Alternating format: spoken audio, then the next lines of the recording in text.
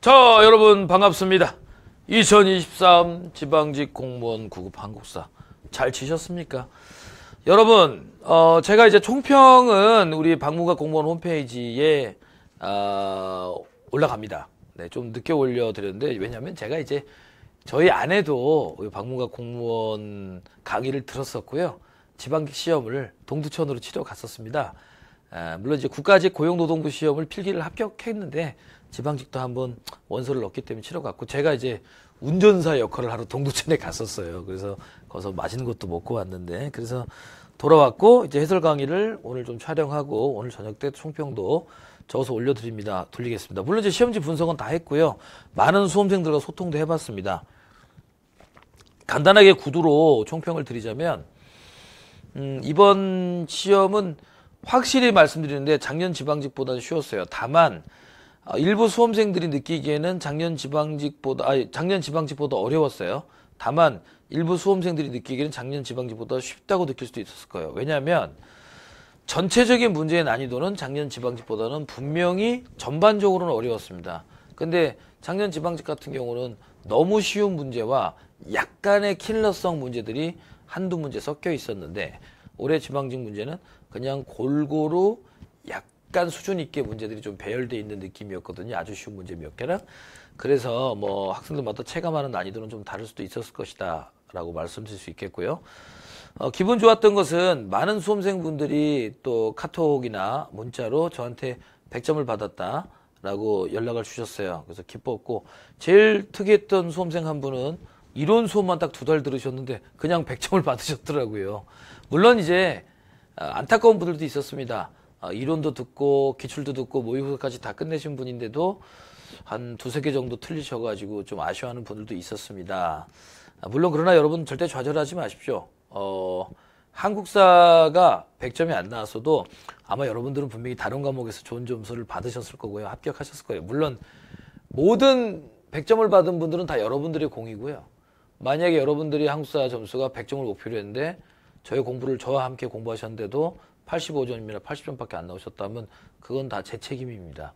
예, 그건 제가 확실하게 말씀드리니까 저를 탓하시면 됩니다. 제가 몇몇 수험생분들이 선생님 제가 85점 나왔습니다. 선생님의 기대에 부응하지 못해서 죄송합니다 한 분들한테 전화를 직접 일일이 다 드렸습니다. 그런 얘기하면 다시는 제가 보지 않겠습니다. 제 잘못입니다.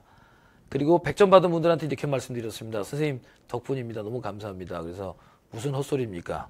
하고는 100점을 받은 건 수험생분의 덕입니다. 하고는 제가 카톡 주신 분들한테 다 아이스크림 하나씩 쏴드렸습니다.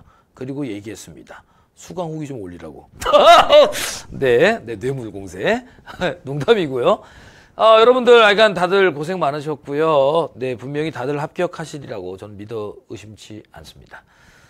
문제 들어가 보도록 하겠습니다. 1번 문제입니다. 네, 주먹도끼가 나오죠? 네, 여기 이제 문제를 좀 제가 빨리 풀어볼게요. 주먹도끼가 나오는데, 지방직 제가 해설 강의 좀 빨리 하는 편이에요. 왜냐면 지방직이잖아요. 국가직이 아니고. 이제 끝나고 이제 모든 공무원 시험이 일단은 올해 거는 끝나는 거잖아요. 구급 공무원 시험이. 그래서 한국사 관련된 건 이제 마무리하니까 이제 깔끔하게 해보죠. 주먹도끼니까 구석기 시대죠. 그러면 동굴이나 바위근을 강가에 막집에 살죠. 답은 1번이죠. 2번 같은 경우는 움집은 신석기 시대죠. 최소. 3번도 토기는 최소 신석기 시대죠. 4번은 구릉과 도랑을 판다고 하면 청동기 시대 방어시설이죠. 그래서 답은 1번이 되겠습니다. 2번. 자, 고려 정부는 몽골과 강화를 맺고 개경으로 환도를 했는데요. 대몽항전에 적극적이었던 간은 개경 환도를 반대하고 반란을 일으켰다. 이어 진도로 근거지를 옮기면서 항쟁을 전개하였다. 자, 개경 환도를 반대하고 반란을 일으켰던 사람들이 누구예요? 삼별초죠. 너무 유명한 이야기죠. 자, 삼별초는 선지 1번의 훈련도감이나 임진왜란때 만들어진, 선지 2번의 별무반이나 윤관의 건의로 만들어진, 선지 3번의 삼별초나, 왜? 그러니까 3번이라는 거예요. 알겠죠? 원래 최후가 도적을 잡기 위해서 만든 야별초. 거기서 시작을 해서 나중에 좌별초, 우별초, 그리고 몽골군에 잡혀갔다 돌아온 신의군으로 구성된 부대. 약간 전투경찰 성격이 있는 부대죠. 4번에 양계지방에서 국경지방 방어했던 상비적인 전투부대는 주진군. 3번이라고 해야 되겠죠. 그래서 답은 3번이 되겠습니다. 3번 문제 보겠습니다. 일단 강화를 맺고 나면 저 적들의 욕심은 물화를 교육하는 데 있습니다. 저들이 여기 좀 체크해 볼까요? 저들이 비록 외인이라고 하나 실은 양적입니다. 자, 외양일체론이거든요. 외양. 이게 사실은 역사적인 배경이 좀 있어요. 뭐냐면 우리가 처음 운호 개방한 나라가 일본이잖아요. 일본. 고종이 그랬거든요. 야, 우리하고 일본은 어차피 부산에서 제한적이나마 무역을 하고 있어. 무역하는 항구를 조금 더 늘릴 뿐이야. 일본은 또 서양이 아니잖아. 내가 서양하고 무역하는 게 아니잖아. 라고 했을 때 그 논리를 깨야 되잖아요. 그래서 이 사람이 뭐라 그랬냐면 아닙니다. 저들은 이미 서양의 무명을 받아들였기 때문에 생긴 것만 일본인이지 멘탈이 서양인입니다. 외양일체를 얘기한 거거든요. 최익현입니다. 그죠? 최익현의 외양일체론이 되겠습니다. 답은 2번이고 여기에다가 또 하나의 주장이 뭐였냐면 최익현이 뭐 제대로 보고 있네요. 일본을 통해서 서양 물건이 들어올 건데 우리의 생산력과 서양의 생산력이 비교가 안 되기 때문에 우리가 망할 것입니다. 생각보다 이거 우리나라 사람들이 잘 몰라요. 문호 개방만 하면 다 잘 살게 되는 줄 알아요. 제가 오늘 아침에 어르신들 상대로 강연회를 매주 화요일마다 하거든요. 아침에 근데 거기에 오시는 어르신들이 어떤 분들이냐면 70이 넘으신 분들이 대부분들인데 다 서울이나 부산, 대구, 광주의 명문대학을 나온 그 옛날 분들이 엘리트 출신들이고 사회 지도층 출신들이에요. 은퇴하고 소일거리로 강연 들으시는 분들이에요. 근데 1876년 강화도 조약 이후에 영국산 면직물이 우리나라에 들어왔을 때 그 루트를 말씀드렸어요. 인도에서 생산한 목화를 인도에서 영국으로 수출하고 영국에서 다시 면제품을 만들어서 다시 인도로 수출하고 인도에서 홍콩을 거쳐서 홍콩에서 일본을 거쳐서 일본에서 인천을 거쳐서 인천에서 우리나라 중개상이 서울로 팔면 서울이 시전상인이 보부상에서 팔고 보부상이 지방의 장터에 팔면 이렇게 판매된 완제품이 면제품이 우리나라의 수공업자들이 생산한 면제품 가격의 4분의 1이었다라고 얘기하면 깜짝 놀라세요. 그러니까 그렇게 많이 공부하시고 사회 경륜이 쌓이신 70이 넘으신 어르신들도 몰라요. 생각보다. 산업화된 물건이 이렇게 대단하다는 걸. 지금 공정이 전 세계를 한 바퀴 돌고 수많은 중간 마진이 있었음에도 불구하고 공장에서 찍어내는 물건이 수공업 제품을 이렇게 가격 경쟁에서 앞선다라는 거예요. 만약에 지금처럼 인터넷으로 맨체스터에서 직구를 했다면 8,000분의 1일 거예요. 아마 수공업 제품에. 그러니까 최익현이 제대로 본 거죠. 무턱대고 문 열면 나라 망한다는 얘기입니다. 바로 1876년 강화도 조약에 대한 반대 상소와 관련된 이야기이죠. 제가 이 한국 근현대사를 어르신들 대상으로 강연할 때마다 그 엘리트 어르신들 강연할 때마다 굉장히 즐거워요. 왜냐하면 생각보다 잘 모르세요. 예, 생각보다. 그러니까 여러분들 자꾸 공무원 한국사 좀 없애라고 자꾸 인터넷 게시판, 청와대 게시판 글 좀 올리지 마세요. 알겠죠? 여러분들 대한민국의 이 그 공무원으로서 우리나라가 어떤 길을 걸어왔으며 앞으로 내가 공직자로서 어떤 비전을 갖고 어떤 계획을 세워야 될 것인가에 대해서 알려면 우리나라 역사가 걸어온 흐름을 좀 알아두셔야 되겠죠. 나 좀 먹고 살게 해줘. 3번. 자, 다음, 이거는, 4번 넘어가 버렸다. 3번, 3번 했죠. 참, 죄송합니다. 4번. 자, 이거는 제가 볼 때는 킬러 문제의 반대말을 뭐라고 얘기할까요? 그냥, 솜사탕 문제? 서재필, 한글판, 영문판, 답은 2번. 설명하지 않겠습니다. 네. 서재필이 만든 독립신문입니다. 네, 이건 정말 그레이트한 문제고, 작년에도 이런 그레이트한 문제를 똑같이 내놓고 또 냈어요. 너무 놀라웠어요. 그리고 더 놀라운 건 국가직에서 그 임시정부가 낸 독립신문을 냈잖아요. 요거는 또 이제 오리지널 독립신문을 내고 왜 이러죠? 다음에 5번. 삼국의 역사소로는 고구려에 유기가 있는데 영양왕 때 이문집이 신집오건, 백제에서는 근초고왕 때 고웅이 서기, 신라에서는 진흥왕 때 거칠보. 제가 이거 수업할 때, 그러니까 이론이나 문제 풀 때 종종 뭐라고 말씀드렸냐면 이 저자는 몰라도 된다. 네, 저자는 몰라도 되는데 다만 왕은 꼭 알아두라고 맨날 말씀드렸거든요. 그러니까 예전에는 막 저자도 물어보고 그래가지고 옛날에는 막 헛짓거리도 많이 했어요. 뭐 진흥왕 때 누구? 거친 남자, 거칠부, 국수라! 뭐 이러고 이런 헛소리하고 이랬거든. 근데 출제의 경향을 잘 분석을 해보고 또 출제 트렌드가 바뀌어가는 흐름을 보면서 느낀 게 결국에는 저자가 중요한 게 아니고 이 저자에게 책을 쓰라고 명령하는 왕을 물어보는 거다. 그러니까 왕은 꼭 알아두라 그랬거든. 결국 이제 왕을 물어보고 있죠. 그래서 근초고왕이 뭐였느냐. 예를 들어 1번 남부현은 성왕이 한 거거든요. 이거는 2번은 침류왕이고요. 그리고 화랑도를 국가적인 조직으로 개편한 건 진흥왕이거든요. 그리고 병부를 처음으로 설치한 건 법흥왕이란 말이에요. 그러니까 답은 몇 번이죠? 3번이잖아요.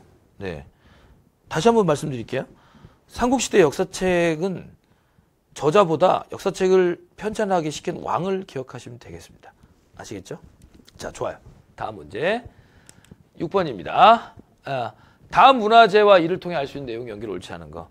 몇 년 전부터 계속해서 제가 혹시 제 말이 뻥인 것 같으면 박무가 유튜브에 연암 박지원 선생 그 얼굴에다가 제 얼굴 좀 여러분들에게도 제가 지원 한국사다 보니까 제 딸도 박지원이고 유튜브 팀에서 영광스럽게도 연암 박지원 선생 초상화에다가 제 얼굴 집어넣은 마지막 6월 6일 현충일에 했던 문화사 근현대사 압축 특강이 있어요.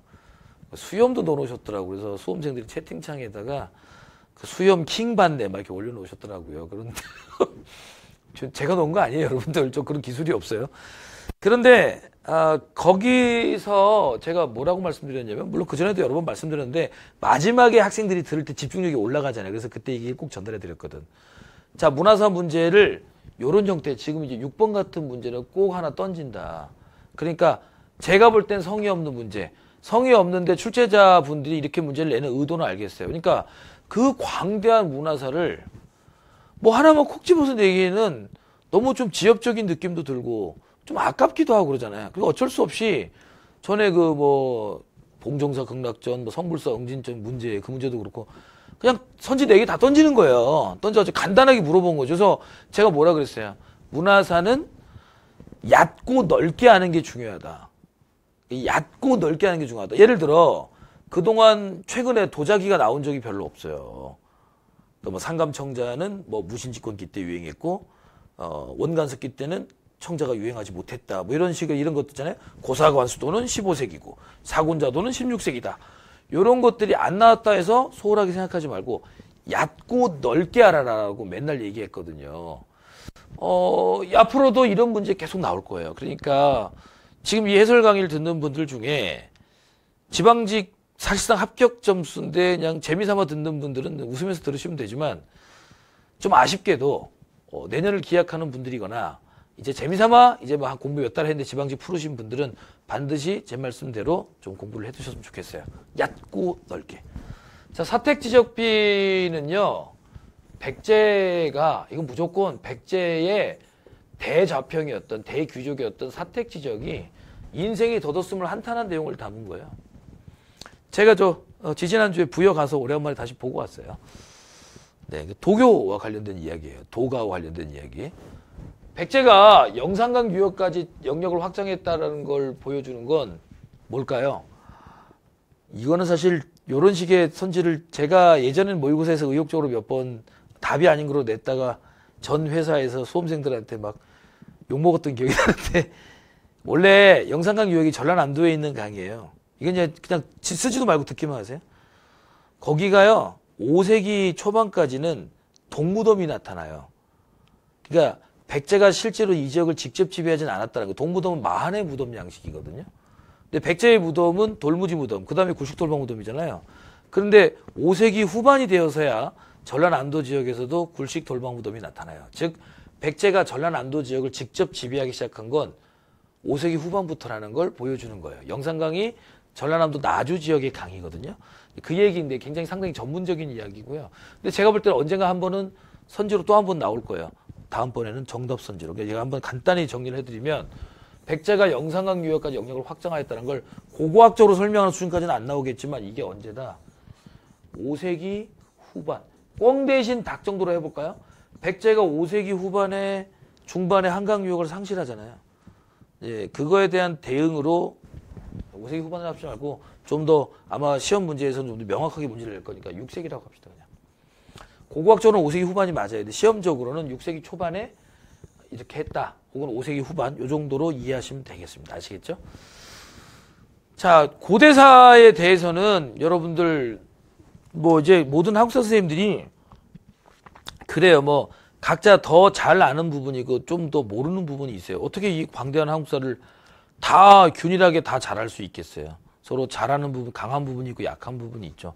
저도 좀 약한 부분이 있고 강한 부분이 있는데 글쎄 좀 모르겠어요. 고대사는 저보다 더 뛰어난 분이 있겠지만 제가 알고 있는 범위 내에서는 제가 제일 잘할 것 같은데. 네.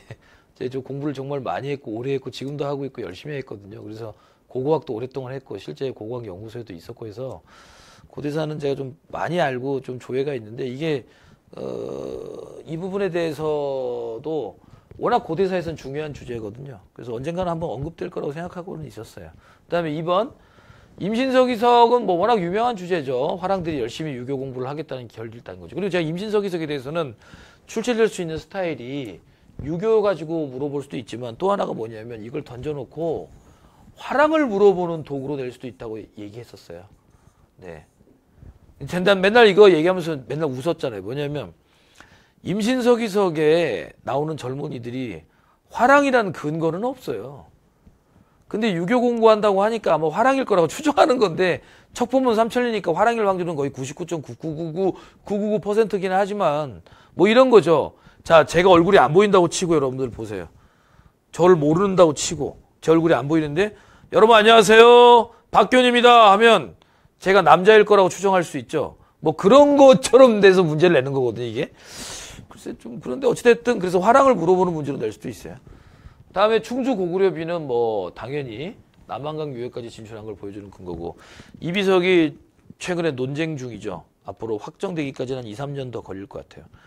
기존에는 장수왕 때 세웠다라는 게 가장 유력한 학설이었는데 최근에 광개토대왕설이 뜨고 있어서 논쟁 중입니다. 근데 이거를 많은 선생님들이 언급을 안 해주시는데 사실은 광개토대왕 때 이미 남한강 유역까지 고구려가 이미 내려가고 그랬었어요.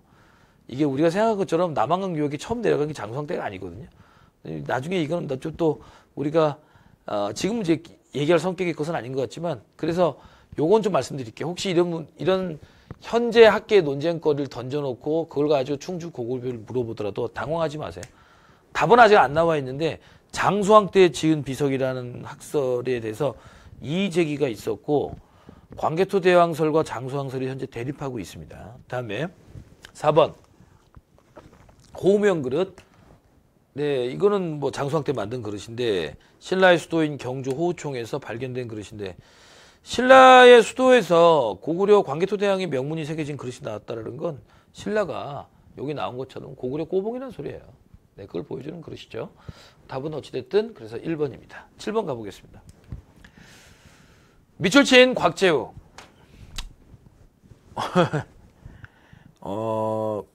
곽재우 같은 조선시대 임진왜란이나 그 정묘병자호란 때 의병장들 전 좀 많이 놀랐어요, 이 문제.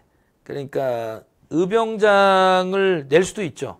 그러니까 제가 제 문제집인 획기적이라는 기출하고 예상 문제가 결합되어 있는 문제집에 보면 의병장 2분을 문제집에 넣어놨어요.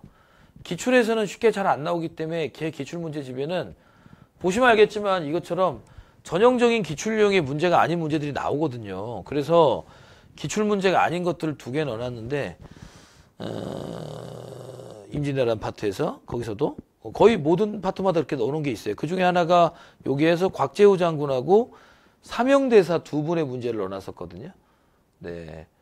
이제 예전에 수험생 한 분이 물어보더라고요. 선생님, 곽재우나 사명대사 같은 분이 단독으로 나올 수 있을까요? 그래서 제가 그랬어요. 근데 저는 거짓말하는 걸 진짜 싫어하거든요. 있는 그대로 말씀드릴게요. 포장도 안 하고 깎아내리지도 않고 겸손도 안 떨고 그렇다고 거짓말도 안 할게요. 곽재우 장군과 사명대사를 넣은 이유는 솔직히 말하면 나올 가능성이 전 높다고 생각하지는 않습니다. 의병장들은 그 전쟁을 물어보는 도구로 나오거나 전쟁에서 그 전쟁의 간단한 선지에서 물어보는 정도로 전 나올 거라고 봅니다. 그렇지만 그래도 뭐 아예 없다고는 보지 않기 때문에 제일 유명한 만약에 의병장이 나온다면 제가 볼 때는 곽재우와 사명대사 즉 유정스님을 제외한 나머지 의병장이 나온다는 건 좀 어렵다고 봅니다. 굳이 하나 더 덧붙이자면 김시민 장군도 의병장으로 친다면 진주대첩에 김시민 장군까지고 그래서 제일 대표적인 두 분과 곽재우와 사명대사를 이 문제의 집에 제가 넣어놓은 겁니다. 만들어서 라고 말씀드렸거든요. 그러니까 굳이 나온다면 그 두 분의 범주를 벗어나진 않을 겁니다 했는데 곽재우 장군이 나왔더라고 해서 좀 많이 놀랐어요. 그리고 이럴 줄 알았으면 학생들한테 나올 거야! 라고 할 걸 그랬어요. 근데 곽재우 장군의 별명이 홍위 장군이에요. 네, 그리고 경상도 의령에서 했고요. 이거는 사실 근데 여러분들이 이런 문제를 볼 때 절대 착각하시면 안 되는 게 있어요. 와, 이 공무원 갤러리에도 떴더라고, 이게. 선생님, 공무원 갤러리 보세요? 보지! 제 글도 검색해서 보고 그래요. 우와, 그럼 선생님 그래, 선생님 댓글도 하고 그래요? 알바도 풀고? 저를 뭐로 보십니까? 제 글 검색만 할 뿐입니다. 저희가 이건 말씀드릴게요. 단 한 번도 제 글에 댓글 단 적 없습니다. 네. 보기만 합니다. 저를 욕하든 칭찬하든 그냥 봅니다. 예. 보고 궁금하잖아. 근데 또 한국사 관련 글도 보는데 이걸 가지고 야, 또 뭐 족국사 타령이 나오는 거야. 이제는 뭐 의병장 활동 지역도 알아야 되나. 출제자들의 의도를 보세요, 여러분. 문제의 정답률을 낮추기 위해서 한 퍼포먼스죠. 이런 거 나오면 이제 수험생들의 특징이 뭐예요? 의령이 어디야? 3번 보세요. 행주산성 권율. 네. 확고부동하게 엉뚱한 답이 있잖아요. 이건 그냥 괜히 모르는 지역해서 헷갈리게 하는 거예요. 근데 뭐 곽재우 장군 활동했던 여기 맞긴 맞는데 여기 확고하게 아닌 게 있죠. 그리고 모든 의병장들의 공통점이고 특히 곽재우 장군이 잘했던 게 4번이고요. 그러니까 답이 3번인데 자, 제가 임진왜란 수업할 때 문제 풀 때도 맨날 강조했던 게 자, 7번 보세요. 진주대첩 하면은 자, 아까 의병장 하면 곽재우하고 사명대사고 또 하나 진주대첩 하면 이제 관군과 의병이 좀 경계선에 있지, 김시민 장군은. 또 이제 관군하면 행주하면 누구라고요? 권율. 임진왜란을 총체적으로 이끌었던 영의정이자 훈련도감의 창설자이자 평양성 전투를 총괄했던 임진왜란을 총괄했던 인물이 누구예요? 유성룡. 보이세요? 진주 김시민, 행주 권율, 유성룡. 그리고 혹시 모르니까 저기 부산포에서 정발. 근데 이분들은 뭐 크게 이름까지 몰라도 될 것 같아요. 동래성의 송상원인데 여기는 됐고 이건 괄호 처리할게요. 자, 지금 진주 김시민, 행주 권율, 평양의 유성룡 한 분만 더 하면 돼요. 충주 전투에 누구예요? 신립장군. 이 네 분은 조남을 알고 있어야 된다고 얘기했어요. 이 네 분은. 왜냐하면 이거는 조선의 3대첩, 한산도 대첩, 진주 대첩, 행주 대첩, 임진왜란 3대첩이고요. 그리고 평양성 전투는 임진왜란의 전세가 역전되는 계기가 된 전투죠. 충주 전투는 선조가 의조로 빤스를 하게 된 계기가 된 전투이기 때문에 굉장히 중요한 전투들이거든요. 이거는 꼭 알고 계셔야 돼요. 네, 이거 여러 번 제가 강조했어요. 뭐 이론 때도 또 문제풀이 할 때도. 그래서 요거는 꼭 알고 계시면 무난하게 풀 수 있었다. 많은 수험생들이 선생님 강조했던 것 때문에 이건 좀 당황했는데 의령 보고 요거 보고 무난하게 풀었다 해서 고맙다고 말씀하시더라고요. 8번. 지금 우리들은 정신을 새로이 하고 충의를 떨칠 테니 국채 1,300만 원을 갚읍시다. 대한제국의 조투도망에 직결된 것입니다. 돈갚자 국채보상운동입니다. 자, 이건 쉬우니까 빨리 합시다. 답은 4번. 대구에서 시작했다. 네, 그죠? 1번은 진주 조선형 평사, 2번은 평양 조선물선장교회, 3번은 기독교에서 주도했던 신사참배 거부운동. 9번. 자, 이건 고해성사를 하겠습니다. 제가 한 번도 올해 실시한 모의고사에서 이 문제를 낸 적이 없습니다. 그래서 제가 굉장히 반성을 많이 했어요. 그러니까 저는 제가 그게 뭐 예상 문제든 모의고사든 기출변형 문제든 제가 개발한 문제가 하나라도 제대로 언급되지 않은 문제가 나오면 그렇게 이게 마음이 캥기거든요. 어떤 형태든 문제가 다 나왔었는데 이거는 제가 낸 적이 없어요. 뭐냐면 과거 시험 3년마다 치는 건 여러 번 냈죠. 근데 이걸 안 내는 사람이 어디 있어요? 어떤 강사가 이걸 안 내요? 이건 기본 중에 기본인데 이 시험을 예조에서 주관한다는 걸 제가 낸 적이 없거든요. 왜냐하면 과거 시험은 예조가 교육부라는 건 수업 시간에 설명하죠. 맨날 예조는 교육부고 문과 과거를 주관하고 이런 때 설명해요. 그런데 예조에서 문과를 주관한다라는 게 출제 트렌드에 맞는가 좀 별로 맞지 않다고 생각해가지고 모의고사나 단원별 예상 문제 또 제 문제집인 획기적 문제집 등에서 예조에서 문과 과거를 주관한다는 사실을 이론 수업 때 설명도 했고 했지만 문제화 시킨 적은 없었거든요. 근데 이게 나왔더라고. 그래서 좀 그냥 수험생들이 많이 미안해서 만약에 이것 때문에 이거 하나 틀려서 95점 먹어서 공무원 떨어진 학생들이 있으면 너무 마음에 걸리는 거예요. 이게 뭐 쇼 같지만 진짜 그래서 토요일 밤에 잠을 2시간밖에 못 잤어요. 거의 2시간은 잤네요, 선생님. 네, 졸립더라고요, 마지막에. 그런데 다행히 많은 분들이 예조가 교육부라는 걸 떠올리면서 푸셨더라고요. 근데 누가 틀렸냐면 우리 마누라가 틀렸더라고요. 예조가. 자기야, 문관들이 이조하냐 이러면서 이래가지고.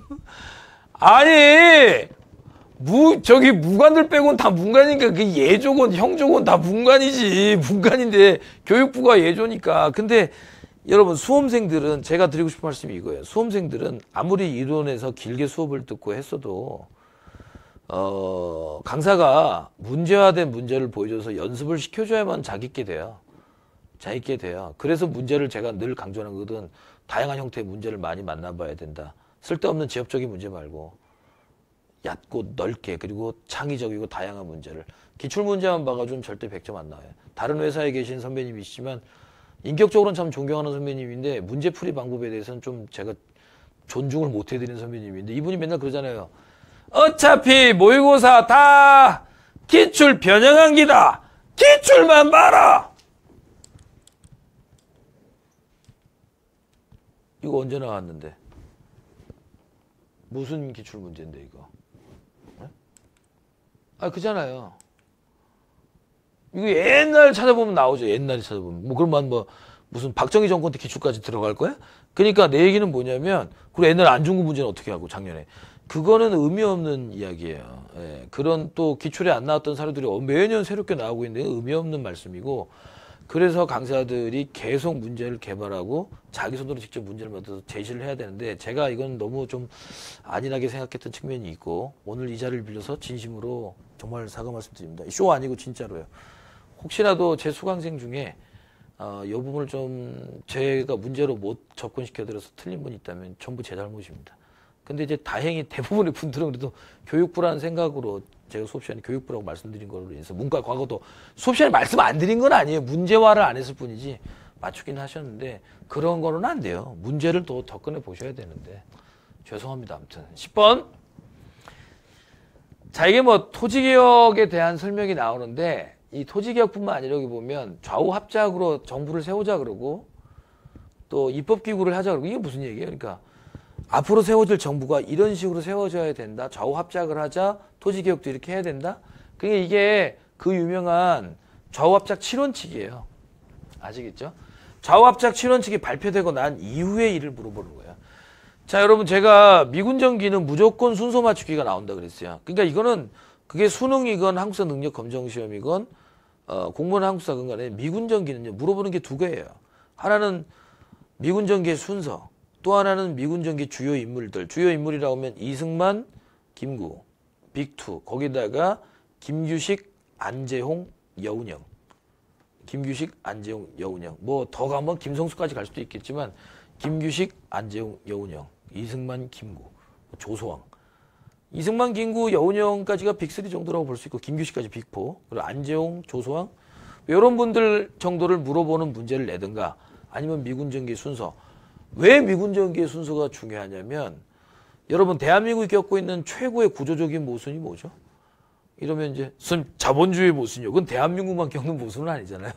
자본주의는 전 세계 인류가 겪는 모순이니까 모순이자 그리고 계속 안고 가야 되는 어떤 사회 체제이고 대한민국만 겪고 있는 모순이 뭐예요? 분단 모순이잖아요. 예, 대한민국만 겪고 있는 모순이잖아요. 그러니까 이거 우리가 분단 체제를 언젠가는 극복을 해야 돼요. 어떤 방식으로든. 언제까지 우리가 북한하고 이렇게 전방에다 군인 때려 박아놓고 이렇게 무섭게 살아야 돼요. 그죠? 막강한 국방비를 써가면서까지. 그러니까 그리고 저 북한 애들, 저 불쌍한 북한 인민들 보세요. 저 이상한 이런 뚱땡이가 말이야 3대 세습하면서 말이야 괜히 그것들 때문에 나 같은 뚱땡이 이미지까지 나빠지잖아. 에? 나는 김정은이가 삐쩍 말랐으면 좋겠어. 말라깽이들 이미지 좀 나빠지게. 내 말은 그 분단이 왜 일어났는가? 사실은 여러분 남북이 분단되게 된 이유는 여러 가지 이유가 있지만 우리 내부적인 이유도 있거든요. 그게 미군 전기의 원인이 있어요. 이거에 대해서 한국 현대사를 연구하는 학자들이 90년대 이후에 너무나 많은 연구 성과가 축적돼 있습니다. 그래서 미군 전기 때 우리가 왜 분단이 되었는가를 역사적인 전개 과정으로 흐름상으로 연구하는 연구 논문들이 서중석 교수 이후로 굉장히 많이 연구 성과가 축적되어 왔기 때문에 문제도 무조건 그렇게 냅니다. 네. 그래서 제가 그걸 늘 강조했고 문제를 풀 때는 어떻게 해야 된다? 카이로 회담부터 시작해라. 2차 대전부터. 카이알포, 카이로 얄타 포츠담. 그러면 그 다음에 건모탁. 네, 건국준비위원회 모스크바 상국회상이 탄시작 통치 반대, 센터 쪽이 찬성, 건모탁, 카이알포를 쏘니까 김건모 형이 탁 맞은 거야. 그자 1차 미소공동위원회 이승만의 정업발언, 일정좌의 좌우합작위원회, 좌우합작 7원칙, 2차 미소공동위원회. 그리고 미군정이 생각을 바꾸죠. 남북 분단으로 가자. 그래서 유남사 오정여 씨, 유남사 씨 오정여 씨, 유엔 총회. 그리고 유엔 유엔 소총회. 그리고 유엔 소총회에서 결정을 반대하기 위해서 남북 협상이 슬슬 시작하려 그러고 제주 4.3 사건 터지고 남북 협상이 이루어지고 김국희 유식에 그리고 결국에는 50총 선거. 그다음에 대한민국 정부 수립되고요. 마지막으로 여수수천 반란 사건. 대한민국 정부 수립이 벌어졌거든요. 그래서 가얄포, 네, 가얄포, 건모탁, 가얄포로 서서 건모가 탁 맞은 거야. 일정하게 맞은 거야. 왼쪽에 두가 맞았어요. 왼쪽에 두 방 맞은 거야. 일정하게 왼쪽에 두 방 맞은 거야. 그래서 옆에서 유남사 씨하고 오정여가 보면서 오정여 씨가 보면서 슬퍼한 거지. 말도 안 되는데요. 말도 안 되는데 외우기 제일 편할 거야. 가열법, 건보탁, 일정좌, 유남사, 오정여. 자, 그러면 이거 뭐예요? 옳지 않은 거. 좌우합작위원회 다음에 있었던 일로 자 다시 앞으로 가보겠습니다. 이거 안 넘어가 왜? 있어도 사실 옳지 않은 거. 앞에 게 나와야 되겠죠. 앞에 게. 4번에 보면 1차 미소공동위원회. 일정좌의 1차 미소공동위원회 이승만의 정업발언 좌우합작위원회 좌우합작 7원칙 2차 미소공동위원회. 여기 보면은 4.19 혁명 뭐 문제가 택도 없긴 한데 이것도 재헌국회 때 했던 거고요. 1948년도에. 그리고 뭐 대통령 선출하고요. 이게 선지가 좀 쉽긴 쉬워요. 그래서 아마 몇몇 수험생들이 그 말씀해 주시더라고. 헉 했는데 나머지 선지가 너무 뒤에 거라서 뭐 풀긴 풀었다. 근데 이걸 좀 어렵게 내도 여러분들 아까 카열법 건모탁 일정사의 유남사 오정여 원칙만 알면 쉽게 할 수 있고요. 물론 여러분 제가 두 문자를 종종 따는데 근현대사에서 그러니까 제 수업을 어설프게 들은 분들이 박기훈 수업은 쌈마이다 이러는 거예요. 여러분 제가 비록 서울대학교 같은 명문대학을 나오진 않았지만 저 대학원까지 나온 사람이에요. 네, 저 그리고 교육대학원 출신도 아니고요. 일반 대학원 출신이에요. 저 사학과 나왔고요. 또 사학과 일반 대학원 나왔어요. 역사교육과 대학원 나왔지만 저는 사범대학교 교육대학원이하고 일반 대학원 출신입니다. 네, 그리고 전 대학원을 수석으로 입학한 사람입니다. 이 대학 전체. 대학원 돈 안 내고 다닌 사람 본 적 있어요? 여기 있네요. 네, 거짓말이라고요? 교원대에 가서 전화해서 물어보세요. 네, 전 10원도 안 내고 대학원 다닌 사람이에요. 네, 남들 대학원 시험에서 네 문제 풀 때 40분 쓰고 나올 때 저 혼자 2시간 동안 A4지 26장 쓰고 나온 사람이거든요. 예, 뭐 한 문제만 말씀드릴게요. 유럽의 중세 도시와 유럽의 근대 도시 비교하라는 거 다들 한 반 페이지 쓰고 나가더라고. 논술 시험이죠, 대학원 시험. 저 혼자 A4지 깽지 큰 거 있죠. A4지, B4지 큰 거 12장 쓰고 나갔는데. 네, 그러니까 그냥 선생님 그냥 마하바냐 바람일다 쓴 거 아니에요? 제가요, 여러분 공부 생긴 건 이래도 공부 열심히 한 사람이고요. 활자 중독자고 지금도 늘 공부해요. 계속 제 취미생활이 여러분 논문 읽고 사회과학, 역사학, 인문학, 철학 책 읽는 거예요. 그런데 왜 두 문자를 따겠어요? 여러분들 위해서 따는 거예요. 그게 외워지기 편하니까. 단 전제 조건이 있어요. 내용을 이해하고 두 문자를 따세요. 많은 분들이 이걸 거꾸로 해서 두 문자만 따면 장땡인 줄 알아. 그래서 망하는 거야. 그러니까 내용을 이해해서 미군정이 왜 결국 남북 분단으로 가게 되었는가, 왜 미국 미소 냉전이 심해졌는가를 개괄적으로 이해를 하고, 그래서 이렇게 갖고 한 다음에 두 문자를 따면 두 문자가 효과가 있어요. 근데 두 가지 맹점에 빠지는 거예요. 첫째, 아무 내용도 모르고 두 문자만 따요. 그러니까 망하는 거예요. 그런 폐해를 일으키게 만든 장본인들을 몇몇 강사분들이 떠오르는데, 다른 회사에 이름들은 얘기하지 않겠습니다. 그래서 안 되는 거예요. 그래서 백날 이 말이 좋아 무슨 요약 노트지, 실은 이론서부터 더 내용 다 들어가 있는 이거, 내용이 짧아 보이지만 실은 다 들어가 있는 그거, 차는 티코인데 알고 보면 거기 손님 10명 들어가 있는, 승객 10명 들어가 있는, 차는 스파크인데 거기 10명 타고 있네. 그거 달달 외우고 나는 왜 점수가 10점 나왔지 이러고 있는 거예요. 두 번째는 또 이런 분들이 있어요. 두 문자를 경멸하면서 나는 내용을 완벽하게 이해하겠다면서 막 200시간짜리 수업 듣고 있는 분들이 있어요. 네, 안 외워져요. 여러분들이 그렇게 해서 외우려면 저처럼 맨날 역사책만 읽으세요. 네, 다른 거 다 때려치고. 그럴 수 없잖아요. 네, 그리고 여러분, 전공적인 마인드는 누구 얘기 계속 듣는다고 생기는 게 아니고요. 여러분들이 사학과를 들어가야 돼요. 네, 그리고 저도 제가 말씀드린, 저는 초등학교 때부터 역사 오타쿠였고요. 삼국사기, 삼국육사 따위의 책들은 이미 초등학교 때 다 읽었어요. 원전. 예, 근데 제가 진짜 그래도 그나마 좀 역사를 공부하는 사람이다라는 겸손함이 생기게 된 게, 제가 지금 겸손함이라 그랬죠. 왜냐하면 내가 정말 아무것도 아닌 존재고 계속 배워야 되겠다는 마음이 생긴 게 오늘 좀 잔소리가 길어졌는데, 대학원 한 2년차 되니까 느껴지더라고요. 정말 내가 해야 될 게 정말 많구나. 좀 뭔가 보이더라고. 뭐가 좀 보이니까 겸손해지더라고. 해야 될 게 많고 어디 가서 안 까불게 되더라고요. 그게요, 그런 거예요. 그러니까 여러분들은 여러분들이 할 일은 뭐냐면 시대의 각 시대 구조를 이해하고 시대의 흐름을 반드시 캐치한 다음에 두 문자로 따서 기억해야 될 건 두 문자를 반드시 따고 반드시 다 외워버리세요. 그럼 100점 나와요. 자, 11번입니다. 그놈 화엄종을 중심으로 교종을 통합하고 해동 천태종, 이런 것도 마찬가지예요. 뭐 천태종 나왔잖아요, 이미. 천태종하고 이제 뭐 교단이 다시 분열됐대. 여러분, 의천대사가 천태종을 창시하고, 물론 천태종 의천 외에 또 있지만 선종까지 통합하려고 했던 분이죠. 근데 의천은 결국에는 실패했죠. 죽고 난 다음에 교단이 분열됐거든요.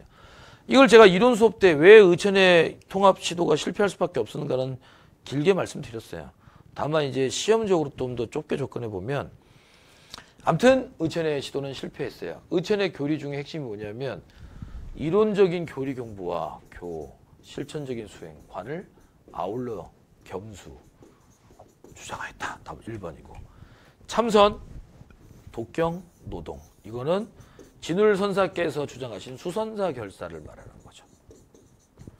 삼국시대 이래 고승정, 이거는 각훈이라는 분이 쓴 해동고승전, 역사책 소개할 때 나오죠. 백년사 결사는요, 핵심이 참회와 연불수행인데, 이분은 요새 잘 안 나오고 선지로만 나오고 있는 강진만덕사의 요새. 답은 몇 번이다? 1번. 다음 문제. 12번입니다. 가식에 있었던 사실. 자, 임진왜란과 병자호란, 재밌는 문제입니다. 그러니까 임진왜란 이후면은 선조 말기부터 시작해서 꽤 있어요. 광해군부터 정묘호란까지, 그러니까 인조 초기까지 이어지는 요 시기까지가 되겠습니다. 인조 반정 되죠. 이 문제는 그래도 제법 버라이어티하게 냈어요. 광해군이 여러분 영창대군을 죽였죠. 광해군이 했던 실정하면은 컴플렉스를 견디지 못해서, 컴플렉스가 참 무서워. 본인이 서자라는 컴플렉스. 그래서 적자였던 임목대비의 아들이었던 영창대군 죽이고 자기의 법적인 엄마였던 임목대비 유폐시키죠. 강옥립, 그게 제가 요것도 잠깐만 자랑해보자면, 광해군의 중립외교에서 강옥립은 이 사람이 똥을 쌌는지 뭐했는지는 알 필요 없지만, 광해군 중립외교 나오면 강옥립은 꼭 이름 알아둬라. 그래서 뭐 에피소드 참아해서 강옥립은 중국어를 취미로 공부한 문신인데, 전술은 아무것도 모르는 문신인데, 야, 너 일로 와. 너 중국어 좀 잘하지. 근데 네가 가라. 야, 가서 뭐 여의치않으면 바로 항복해. 그래가지고 광해군의 중립외교 희생양이 되었다. 그러니까 광해군만 나오면, 아니 강옥립 나오면 그냥 바로 광해군이고, 광해군을 물어보는 도구로 광옥립이 나올 수 있다라고 여러 번 얘기했고, 문제에서도 몇 번 제가 활용했었는데, 아마 이거 강홍님 나와서 떠오르는 분도 있을 거고, 아마 후금에 항복하였다 때문에 제가 이제 제 느낌에는요, 이거를 아마 후금에 항복하였다 보고 정묘호란으로 생각하고 어찌됐든 여기 들어가냐고 푸는 분들도 꽤 있을 거예요. 후금하고 우리하고 전쟁한 게 정묘호란이니까, 아, 이거 정묘호란이라고 푸는 분 꽤 있을걸요, 아마. 근데 이건 사실 광해군의 중립외교를 얘기하는 거예요. 다음에 한번 또 출제자들이 써먹을 거예요, 강홍님. 그러니까 이걸 하도 학생들이 좀 소홀히 하길래 제가 우리 학원의 그 최혁진 선생님이 여러분, 케인즈, 네, 큰 정부, 케인즈, 큰 정부, 자, 크크, 뭐. 그래서 제가 이거 가지고 맨날 패러디에서 써먹거든, 한 번씩. 여의치 않을 때. 자, 여러분, 광해군, 강홍님, 뭐래가지고 했었는데, 네. 이거 여러분, 아무 데나 다 써먹을 수 있거든요. 어찌됐든. 자, 요거 알아두시고, 복림대군이 여러분 누구냐면 효종이에요. 자, 그럼 여러분, 복림대군이 효종이라는 걸 알아두면 물론 좋죠. 뭐, 그걸 모르셨다 할지라도, 병자호란의 결과 수많은 사람들이 청해 포로로 끌려갔다. 거기에는 인조의 아들들도 끌려갔다는 걸 떠오른다면, 추론할 수 있을 거라고 봐요. 물론, 가장 베스트는 복림대군이 효종의 아들이었다는 걸, 죄송합니다. 효종이었다는 걸 알아두는 게 제일 좋겠죠. 하지만 많은 사람들이 병자호란으로 끌려갔다는 걸 알아두는 게 좋을 것 같아요. 자, 다음 문제 가보겠습니다. 13번입니다. 여름 휴가를 맞아 나는 이 문제 보고 너무 놀랐어요. 공무원 시험에서 이런 식으로 내용 본 적 있어요? 이거는 원래 학력평가에서나 나오는 거예요. 수능 학력평가. 수능에서도 이런 문제 이런 식으로 접근 잘 안 하는데 제가 보면서 또 한 번 느꼈습니다. 역시 한능검 학력평가 이런 느낌이 점점 강해지고 있다. 여름 휴가를 맞아 강화도로 답서여행을 떠나고자 한다. 다음 중 유적지와 주제 연결. 외교장각 문화재를 보는데 동학농민운동을 어떻게 떠오릅니까? 외교장각을 본다면 병인양요라든지 아니면 뭐 어쨌든 규장각 하니까 정조를 떠올리든지 뭐 이래야 되겠죠. 고려궁제하면 대몽황제 맞고요. 고인돌하면은 청동. 이게 유네스코 세계유산이죠. 강화도의 부근리 고인돌이 대한민국에서 제일 큰 고인돌이에요. 광성보하면 신미양요죠. 광성보의 무슨 장군? 어재현 장군. 12년에 광성보에서 어재현 장군, 미미광어. 그러니까 이제 답은 1번이고요. 동학농민운동은 전라도 쪽으로 가야 되겠죠. 뭐 정읍이라든지. 근데 이제 1번인데 강화도 하면 또 뭐가 더 있을까요? 뭐 하나 정도만 더 얘기하겠습니다. 강화도 하면은 정제두, 강화학파, 양명학, 또 강화도 조약도 있겠죠. 근데 강화도 조약은 워낙 강화도 조약이라는 이름이 임팩트가 있으니까. 14번 좀 속도를 내봅시다. 조선시대 붕당의 상황. 붕당 정치는 여러분들이 학습을 하실 때 제가 이론 때도 문제풀이 할 때도 늘 강조하는데 선조부터 마지막에 이런 시파 어떻게 사도세자를 저렇게 굶겨 죽이는가. 마지막에 사도세자 죽는 시파 벽파까지 한꺼번에 몰아서 해야 돼요. 이거를 조선 전기 때 찔끔 조선 후기 때 찔끔 하면 안 된다니까.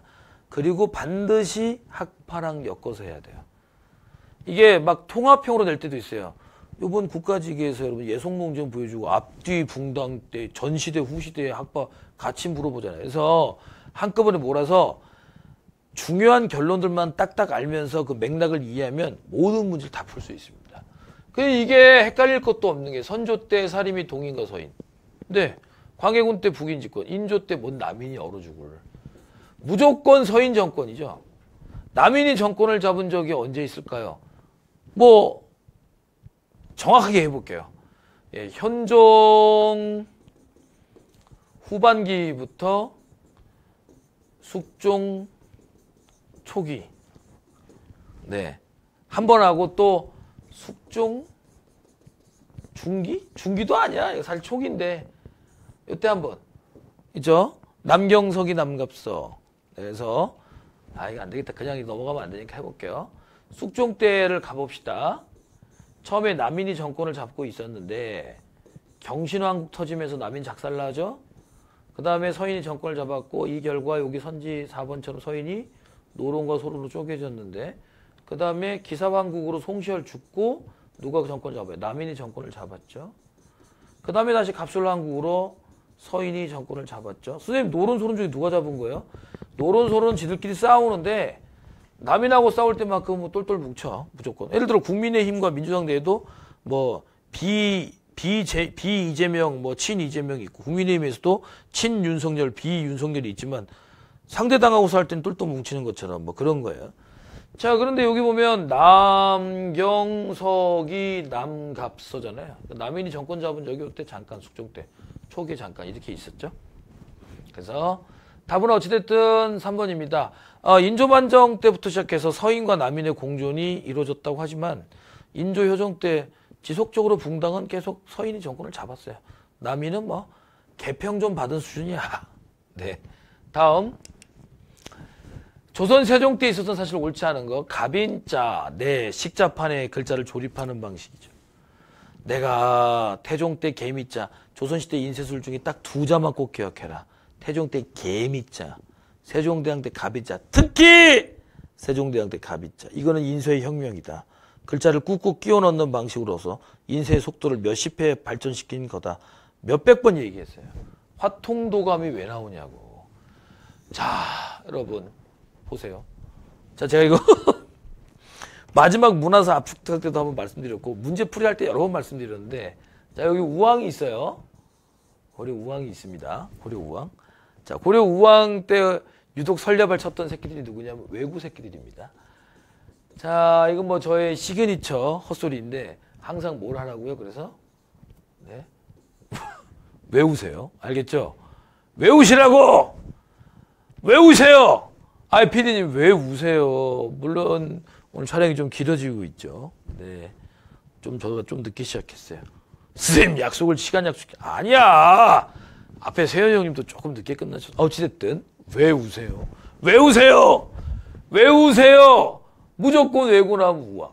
왜 우세요? 그러면, 이런 외구를 격파하려고 최무선 장군이 화포 만들었다는 건 어지간한 초딩도 다 알아. 어? 화포하면 누구야? 화통도감. 화포하면은 최무선이잖아. 화포하면. 화포하면 최무선. 나오죠, 피디님? 네, 최무선. 그리고 또 뭐가 있냐면 직지. 세계 현존 최고의 금속활자. 직지 심체요절. 우왕이란 말이에요. 자, 그 다음에 마지막으로 부석사 무량수전. 우왕이에요. 우왕과 관련해서 우왕이 단독으로 나오죠. 우왕을 다 나올 게 이게 4개거든요. 그러면 외우세요. 무조건 외우라고. 외구를 격파하려고 화포를 개발했잖아. 우와! 대단하죠? 우와! 어때요, 제 암기법이? 외우세요. 외구하면 화포 쓰고 최무선 하냐? 우와! 선생님, 좀 이상한데요. 아니야, 여러분. 저를 믿고 우직하게 공부하십시오. 우직하게. 그리고 우직하게 공부하고 배고프면 뭘 먹어요? 우부우동을 먹어야지. 네. 노량진역 3번 출구 지하에 보면 우부우동을 파는 손호야에서 우부우동 한 그릇. 이렇게 해서 외우세요. 우와. 이거를 했는데 그 당시 마지막 압축특강 때 학생들 표정이 썩어가면서 그러나 뭐 선생님 고맙습니다. 우와. 칠정사람은 세종대왕. 혼이 가니 세종대왕이 특징이죠. 그러면 한속교영하면 여러분 그 옛날에 뿌리 깊은 나무의 세종대왕, 또 낭만답터 김사부 아닙니까? 거기서 저는 낭만은 김사부를 보지는 않았지만 호통을 자주 치신 다음에 유튜브를 보니까 그러더만 그 한석규 씨가 그래서 혼이 가니 한석규 세종대왕 혼이 가니 답은 2번.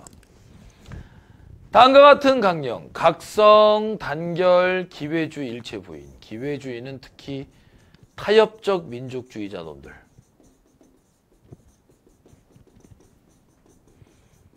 신간회의 3대 강령. 제가 신간회에서 자나깨나 가장 강조하는 게 뭐냐. 신간회가 탄생하는 배경.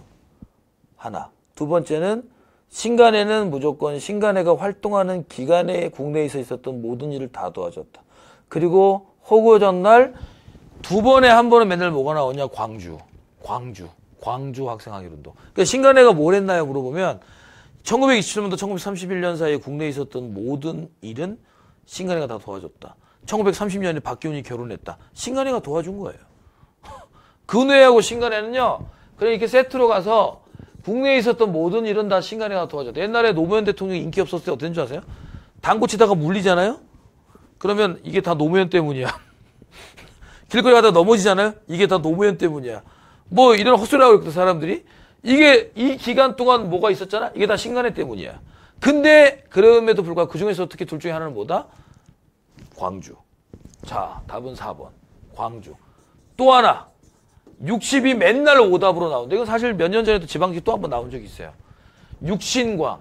제가 맨날 강조하는 거예요. 모든 문제에서도 이론 문제에서도 여러 번 제가 보여드린 건데 육신광. 육신만세운동은 신간의 탄생의 배경이 된 거지 신간의 탄생 전이다. 신간의 탄생의 신호탄. 육신광. 육신만세운동과 광주는 서로가 서로를 헷갈리게 하는 용도로 나옵니다. 그리고 광주는 신간회를 물어보는 도구로도 나오고요. 그리고 광주를 또 3.1 만세운동, 3.1운동과 육식과 광주가 서로를 또 헷갈리게 나오기도 하고 그리고 이걸 가지고 또 제가 맨날 헛소리로 3.6광 했다가 학생들 욕을 먹었던 3.6광 3.6광 육신광 육신광 원칙만 알았다면 아주 쉽죠. 보세요. 진짜 제말 틀렸지. 3.6광 3.1운동이잖아. 파리강의 대표 파괴. 3.1운동의 배경이거든요. 밀립대학교 성립운동 20년대 초반에 있었던 거고 답은 4번이죠. 나름 이 16번 문제는 두 가지 트릭을 기믹을 일반적인 전형적인 기믹을 다 쓴 거예요. 하나는 신간에 물어볼 때 맨날 내는 광주 냈고요. 신간의 활동 기간에 들어가는 모든 걸 다 냈고요. 맨날 내는 방식. 두 번째는 광주 낼 때 내는 오답 3.6광 공식 3.6광 육신광 오케이. 이런 건 1초 코스로 풀어야 돼요. 이게 은근히 이게 훈련이 안 돼 있으면 헷갈려 하더라고. 헷갈리더라고요, 학생들이. 헷갈릴 거 없어요. 헷갈리는 게 아니고 1초 코스로 끝내고 나가야 되는 문제입니다. 다음 문제. 17번. 동명왕의 신이한 일을 많이 말한다.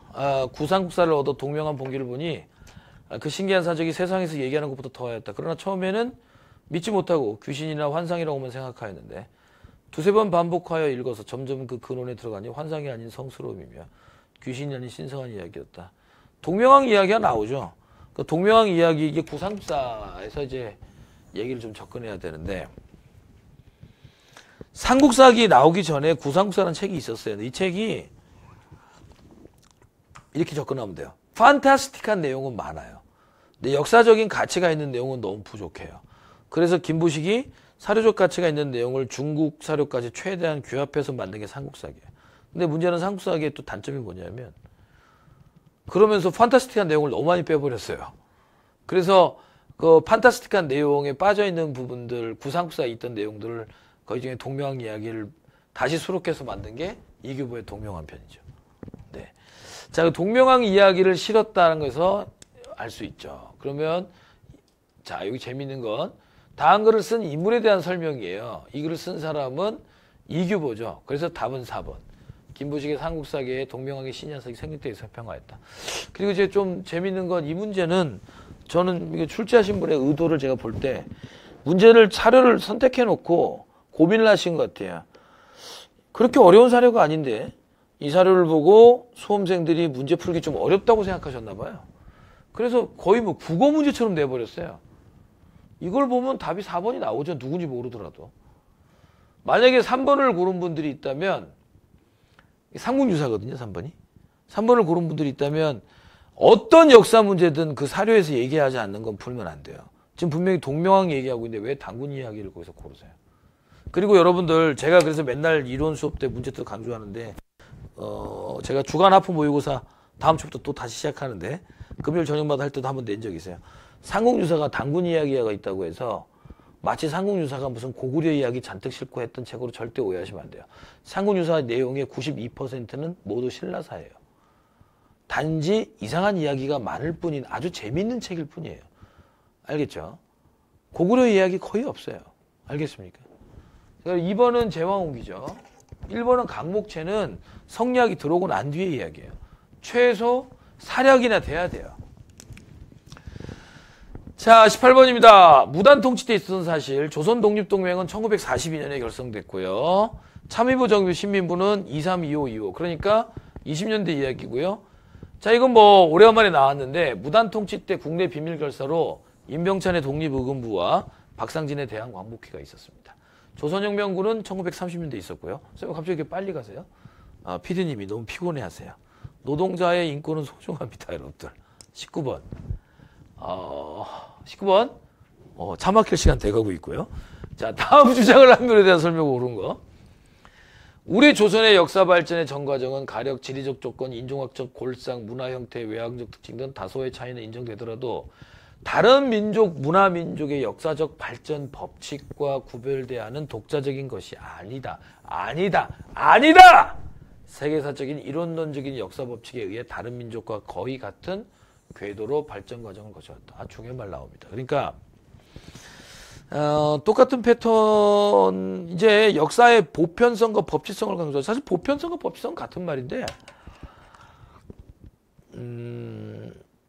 제가 이게 그 현대 역사를 바라보는 학파가 여러 학파가 있습니다. 그 중에 제가 좋아하는 학파, 아날 학파라고 있습니다. 이 아날 학파도 이 학파의 영향으로 성장한 학파인데, 하여튼 뭐 중요한 건, 인간을 이렇게 바라보는 거예요. 인간의 특수성을 보는 게 아니고, 사회 구조를 보는 거예요. 보편성과 법칙성. 뭐라고 얘기할까요? 요거는 이제 백나문의 사회경제사학이죠. 이게 일제의 그 정체성론을 비판하는데 큰 역할을 했다라는 게 어떻게 이해돼야 되냐면, 자, 이런 거예요. 여기 PD님도 사춘기를 겪었을 거고 저도 겪었는데, 저는 제가 아내하고 나이 차이가 좀 나요. 9살 차이 납니다. 그래서 아내한테 맨날 농담 삼아 과부 생활 오래 하게 될 건데 미안하네 하고 맨날 얘기하거든요. 왜냐면 제가 2차 성징이 좀 빨리 왔어요. 중학교 2학년 때 남자의, 농담 삼아 남자의 2차 성징의 마지막이 겨털이라고 얘기하는데, 중2 때 겨털이 났어요. 예. 발도 그때 다 컸고요. 그러니까 근데 그때 아직 그 막 솜털이 뽀송뽀송한 친구들이 있었죠. 그러면 남자 중학교니까, 자, 체육 시간에 옷 갈아입을 때 막 직구준 애들이 놀리고 그랬어요. 야, 인마! 전 참고로 경남 통영중학교를 나왔습니다. 야, 인마, 어디 막 교실에, 이거 가시나가 이거 교실에 들어와 있노, 인마! 남자 중학교에 가시나들이 뭐, 제가 그랬다는 거 아닙니다. 직구준 애들이. 가시나가 막 교실에 들어와 있네 하고 놀리고 이랬거든요. 근데 결국에는 10년 뒤에 어떻게 돼 있어요? 다 같이 어른이 돼 있죠, 몸이. 그리고 동창회 때 만나보니까, 그때 중2 때 맨날 그 어린아이 같다고 놀렸던 그 친구가 머리가 제일 먼저 까져 있더라고. 내가 이제 무슨 얘기를 하냐면, 사춘기, 그러니까 이제 제 2차 성징이 일찍 오는 사람이 있고, 제가 그거 왜 아까 2차 성징이 저한테 일찍 왔다는 얘기했냐면, 2차 성징이 일찍 오는 사람이 대체로 일찍 죽는 거 아시죠? 반드시 그런 건 아니지만, 2차 성징이 늦게 오는 사람이 오래 살아요. 그거는 의학적인 거예요. 제 주장이 아니고요. 거의 그래요. 거의 한 80% 확률로. 그래서 2차 성징이 제가 제 또래보다는 한 2년 정도 먼저 왔기 때문에, 마누라하고 나이 차이도 9살 나고, 남자가 보통 7년 먼저 죽고, 계산을 해보니까 마누라가 과부 생활 한 20년 해야 되는 게 아니냐, 뭐 이런 얘기를 한 건데, 2차 성징이 비록 늦게 온다 할지라도 그게 그 친구가 열등한 거예요? 아니죠. 언젠가는 그 사람이 와요. 속도의 차이일 뿐이지. 그 얘기예요. 그러니까 인류의 역사가 결국에는 비슷한 패턴으로 가는 거예요. 근데 속도의 차이가 있을 수는 있어요.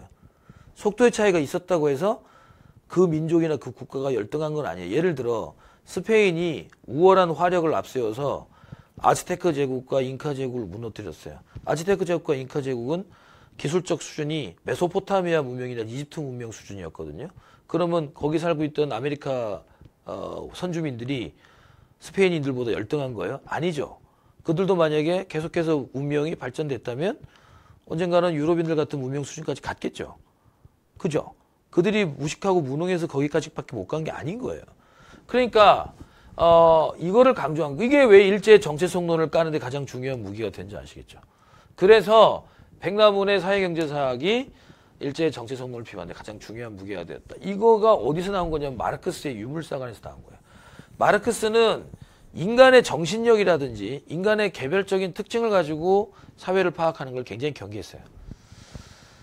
혼! 박은식 1번, 2번 얼 정인보, 3번 진단학회는 반대로 역사의 개별적인 사실을 객관적으로 밝힌 데 주력했다. 자, 이게 바로 그 이병도 손진태의 실증사학, 랑케사학을 개성한 학파죠. 마스트 20번입니다. 6.25 전쟁 중 있었던 사실 옳지 않은 거. 자, 여러분, 6.25 전쟁을 이렇게 쉽게 낸 문제는 제가 공무원 한국사에서 오랜만에 봤습니다. 6.25 전쟁을 물어본다면 제가 만약에 종종 여러 가지 특강과 문제풀이에서 도 얘기했지만 순서를 낼 것이다 그랬는데 이 문제는 그냥 이걸 순서 문제라고 할 수는 없죠. 6.25 전쟁 때 있었던 일이 아닌 걸 맞추는 건데 여기서 1번하고 3번을 6.25 전쟁 때 있었던 사실이 아니라고 고른 분들하고는 제가 뭐라고 말씀드릴 내용이 없고요. 인천 상륙작전하고 방공포로 석방이 6.25 전쟁이 아니면 임진왜란 이겠어요? 그런데 문제는 2번하고 4번은 헷갈릴만 하죠. 제가 여러 번 말씀드렸었는데 여러 수업에서 우리나라의 주요 개헌안 있죠. 그 중에서 발췌 개헌안하고요 52년, 4.4 5.입 개헌안 54년, 4.19 혁명으로 있었던 개헌안 60년, 그리고 삼성 개헌안 69년, 유신헌법 72년, 전두환이가 했던 80년 개헌안 80년, 그리고 마지막으로 6월 민주항쟁의 결과 87년 개헌안 87년. 7개 있잖아요. 최대 7개는 딱 알면 된다. 7개의 연도랑 내용을 알아둬야 된다. 저의 한국현대사 필수 특강, 또 마지막 압축 특강, 각종 문제풀이, 또 제가 선생님 자료실에도 새소식에도 한국현대사 헌법 개정 자료 올려드린 게 있어요. 그럼 이게 52년이라는 걸 안다면 여러분들이 6.25 때라는 걸 알 수 있어요. 이게 에치슨 선언 4번 가볼게요. 너무나 유명한 선언인데 이게 제가 종종 이렇게 설명드렸습니다. 오늘의 끝. 자, 봅시다. 미국 국무장관이었던 에치슨이 미국의 극동 방위선에서 갑자기 한반도하고 남한하고 대만을 제외해버리고 이게 에치슨 라인인데요. 에치슨 라인을 이렇게 그었단 말이에요. 일본하고 오키나와만 집어넣었어. 그러니까 북한이 좀 착각을 한 거죠. 만약에 쳐들어가도 미국이 개입하지 않을 수도 있겠네. 6.25 전쟁의 어떤 계기가 된 계기 중에 하나인데 물론 이런 라인을 그었다고 해서 쳐들어온 북한이 잘못한 거죠. 다만 이제 북한이 좀 오판하는 그런 이제 단서가 되었다. 뭐 이런 겁니다. 자, 6.25 전쟁 당연히 전에 있었죠. 배경 중에 하나입니다. 답은 4번이고요. 여러분들 인생은 깁니다. 제가 여러분들보다는 대체로도 오래 살았을 가능성이 높으니까 드리는 말씀인데 인생에서 1년은 아주 짧은 순간이에요. 하나만 말씀드릴게요. 제가 공직 생활을 할 때 지금도 가끔 꿈을 꿔요. 예전에 그 꿈 진짜 꿈 미래 말고 꿈. 예전에 제가 7급 공무원 생활했던 그때 저는 심지어 국립대학교 교육공무원이었어요. 그거 얼마나 편한 줄 아시죠? 그때 제가 못 믿으시겠지만 배에 왕자도 있었어요. 왜냐하면 5시에 조기 퇴근하고 맨날 1시간씩 축구했거든요. 그리고 점심 때 30분 러닝 타고 일주일에 3일씩 유도하고 주말마다 등산 가고 몸이 다리 허벅지 근육이 이만했어요. 예. 책도 많이 읽고 참 좋았어요. 근데 이제 집이 망했어요. 원래도 잘 살아본 적도 없고 그전에도 전학을 제가 9번 다니고 30살 되기 전까지 이사를 21번 다녔던 사람이지만 늘 가난했지만 이거는 전혀 다른 스케일의 삶이 시작됐어요. 7억 정도 되는 빚을 갚기 위해서 어쩔 수 없이 학원 강사하면 돈을 더 벌 수도 있다 하길래 학원판에 뛰어들었어요. 물론 처음에 벌었던 돈은 공무원보다 더 못 벌었어요. 근데 이제 성장할 수 있다는 생각에 무작정 뛰어들었어요. 법정에도 여러 번 끌려가고 빚을 못 갚아가지고 근데 한 8년 정도 열심히 벌어서 갚았는데 8년 6개월 걸렸네요. 왜냐면 이자가 붙고 하니까 돈을 꽤 벌었거든요. 운이 좋게 잘 풀려가지고. 근데도 이자 붙으니까 더 갚았죠. 근데 그때 버틸 수 있었던 비결이 여러 개 있겠지만 이게 있었던 거예요. 뭐냐면 그게 어쨌든 하면은 결국엔 길이 보일 거 아니에요. 시간이 걸릴 뿐이지. 너무 힘들었어요. 한 번은 이런 일이 있었어요. 뭐냐면 구리에서 밤 12시까지 수업할 수 있던 시기였습니다. 12시에 강의가 끝났는데 통장에 잠깐 들어왔던 돈이 빚쟁이들이 빚을 다 은행에서 차압해버리는 바람에 통장에 돈이 10원도 없는 거예요. 근데 맨날 그럴 때가 많아서 친구들한테 여기저기 돈을 꾸고 이래가지고 돈 꿀기도 좀 애매한 거예요. 이미 시간은 새벽 1시고. 그래서 이제 지금 마누라죠. 여자친구한테 지금 마누라. 그러니까 여자친구한테 새벽 1시 전화를 7통을 했어요. 받더라고. 정말 미안한데 차비 2만 원만 빌려달라고. 제가 되게 차가 없던 시절이에요. 근데 저는 봉천동 살 텐데 구리에서 봉천동까지 어떻게 가요? 2만 원에. 그때도 못 가요. 어떻게 하려고 그랬냐면 구리에서 대충 서울 근교까지 좀 간 다음에 거기서 걸어가려고 그랬지. 그래서 2만 원만 좀 빌려달라. 좀 마누라가 안 된다 그러는 거예요. 자기야, 저번에도 나한테 5만 원 빌렸다가 6개월 뒤에 갚았다고. 어? 자기가 정말 힘든 거 알고 내가 옆에서 계속 자기가 자기는 난 당신하고 절대 헤어질 생각도 없고 영원히 함께 할 거고 당신 서로 50년 내내 빚만 갚더라도 나는 다른 사람 안 만날 거지만 다만 이렇게 밤늦은 시간에 전화해서 갑자기 돈 빌려달라고 하면 나는 내 스스로 너무 비참해지기 때문에 이런 건 안 해줬으면 좋겠어 그러는 거예요. 그래서 제가 알았어. 그래가지고 그때가 겨울이었는데 이거 좀 지어내는 얘기하기 아니에요, 여러분들.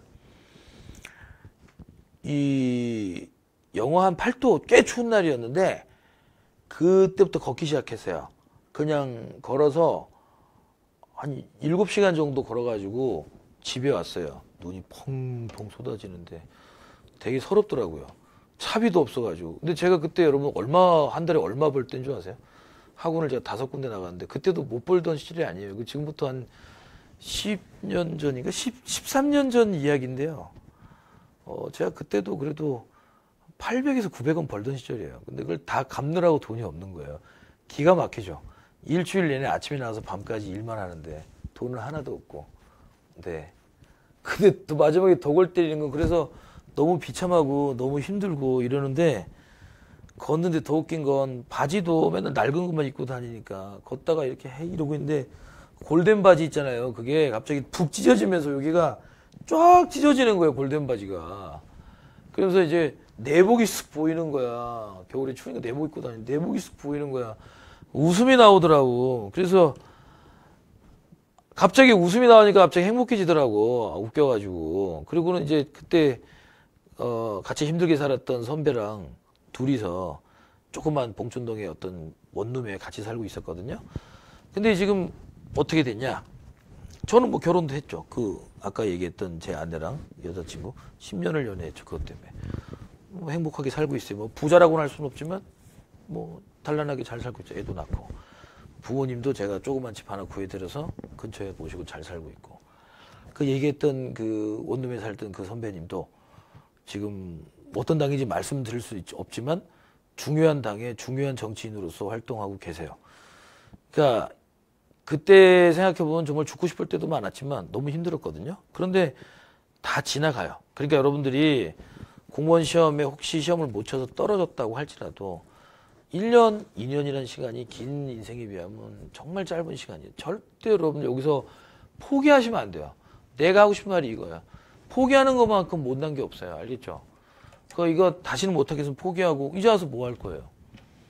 1, 2년 공부했는데 이제 와서 포기하고 뭐 할 거냐고. 요즘같이 취업도 안 되는 시대에. 예?